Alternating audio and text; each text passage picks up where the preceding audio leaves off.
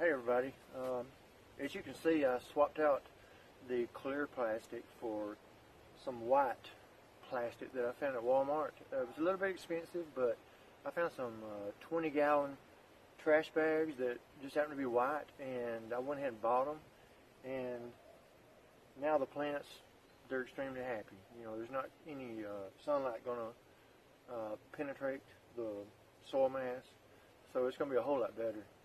And all the reservoirs are full.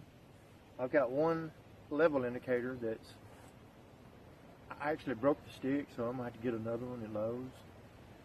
But once I do that, you know, everything's going to be finished, and I'll just have to keep an eye on the water levels, because all the nutrients is provided already, and it's underneath the plastic. So what this does is, the plastic, you know, when you cover it up, you've created a perfect growing ecosystem that it can't be changed or altered by, you know, the elements outside. If it rains, you know, it's not going to change the moisture content of your soil because it'll just like run right off the plastic. And that's what we want, because we want to minimize the perched water table of the soil mass, and that's going to make our plants extremely happy and allow oxygen to get to the roots, and they're going to grow very, very well. Now I'm going to show you some of the raised beds. Of course, this is the biggest one. It's 25 feet long and 4 feet wide. It's fully enclosed except for the very end right here. You know, right here I've got 2 tomato plants, and actually, you see these little bitty plants right here? Those are probably going to turn out to be cucumbers. I just planted some cucumbers in between all of my tomato plants, and it looks like they've already germinated. But all of this stuff right here is, believe it or not, is kale. And, you know, I sowed it very thick like Ryan at the Bricks restaurant wanted. But now, you know, it's really, it's going to be overwhelming, but I'm still going to sell them to somebody. Here's my collards. There's 63 plants in all. They're going to be ready to harvest probably, I'm going to say, in about 3 weeks. It's according to the soil temperature and what it does. But yeah, this is my collards, and of course I've got tomatoes planted here and here and right there and right there, and I've done that for all of these trellises. This thing right here is the best raised bed that I've ever constructed, and it's my own design. This trellis right here is approximately about 7 feet tall, and so I can like grow a plant 7 feet tall and tie it at the top, and then it'll droop over, and I can grow it for another 3 or 4 feet. Now I'm going to go to the fruit trees, because they're right here. And of course, here's peach. I'm going to have several peaches, and a lot of people wonder, you know, how am I so successful in growing peaches and plums and stuff? Well, you've got to have a insecticide. It's called Imidan. It's spelled I-M-I-D-A-N, and you spray it on the plants, and this particular pesticide, it thwarts the plum curculio bug. It's a weevil. It'll lay an egg on the fruit, and then it will bore into the fruit and just ruin it. If you ever see a peach or a plum, cherry, or something like that, and the fruit actually has a hole in it with some clear stuff oozing from it, that is the plum curculio larvae. So this one right here, you can see all this white stuff. I just sprayed it this morning. And see, look, right there is a plum. You gotta stay on top of it, and you gotta spray them every time it rains. You're gonna spray them again. This right here is a Santa Rosa plum. This is my best plum tree. It really produces well. Now we're gonna go to the apple tree. This apple tree right here, it was covered in blooms, and it's gonna be impressive. All of the blooms were visited by bees. I kept monitoring what was going on, and this thing right here is going to be so loaded, I don't know what I'm going to do with them all. But later on, these are going to be apples. Let's see, there's one right there. It's going to be loaded.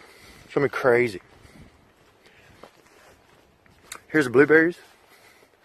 This one plant is going to provide me with approximately 2 to 3 gallons of blueberries every year, and I'm going to make I make homemade pancake syrup with it, and also wine, and that's about it. You know, you can make pies and stuff, but here is muscadine grapes. I didn't prune them this year, and you know, it's really not that critical because I can prune some later on.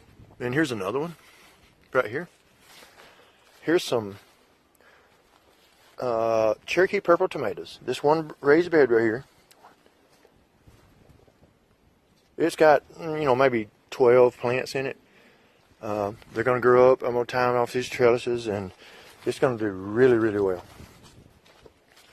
Now I'm going to take you to 2 large containers that I'm growing potatoes in, and they do really well, actually.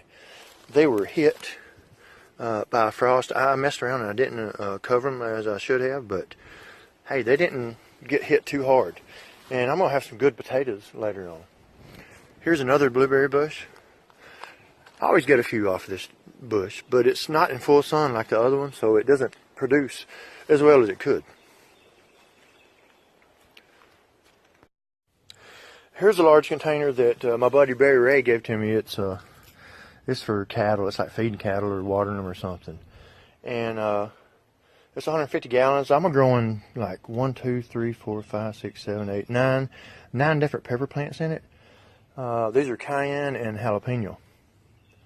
And I've got my old tomato baskets that I had. I've grown tomatoes in it last year, and I'm going to use them to support the plants because under the right circumstances, peppers will grow about 6 feet, and you can tie them off.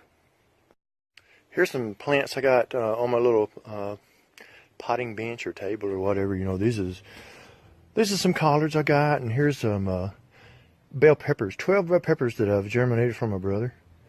They're going to be ready to go to him probably about 2 or 3 weeks. And here's some collards that I grew for Connie Nelson, and some that's some Swiss chard right there, and this is some mustard spinach, and that's a couple of different kinds of lettuce. I'm going to give all these plants to her. And I've got one tiny black cherry plant.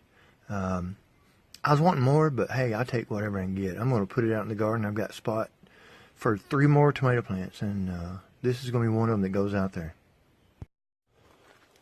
Okay, here's the raised bed next to the driveway, and this is a variety of lettuce that I really can't pronounce. It's got a really long name, but they're doing well. I expect to get quite a really good harvest from them. And these plants right here are red Russian kale. They're kind of like the plants I had in the raised bed that's fully enclosed. You know, I just scattered seed, and they're coming up, and it's going to be crazy later. Here's some various, you can see some green growth. That's romaine lettuce, and I scattered some seed on it, and I'm hoping that it'll do well. Here's a planter that I used to grow flowers in, but now it's got spinach in it, and I may have to space a few of them out because they're kind of cluttered. And this long bed right here, it's got about 8 different kinds of lettuce in it, and some of them are going to be gorgeous. Some of it's red, stuff like that.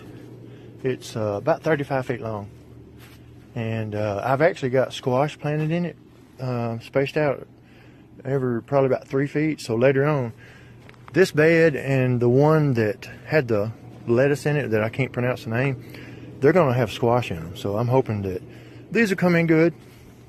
And of course, I've got large containers right here. That's spinach as well. Anyway, that's the update of everything going on right here. I can't wait for warm weather to get here, because right now, you know, plants grow at night. I don't know if you knew that or not, but they grow at night. And with real cool temperatures in the high 30s and low 40s, you're not going to get a whole lot of growth. That's just the way it is. You know, it's got to have the nightly temps, I'd say above 60 degrees, and then you're going to do really, really well.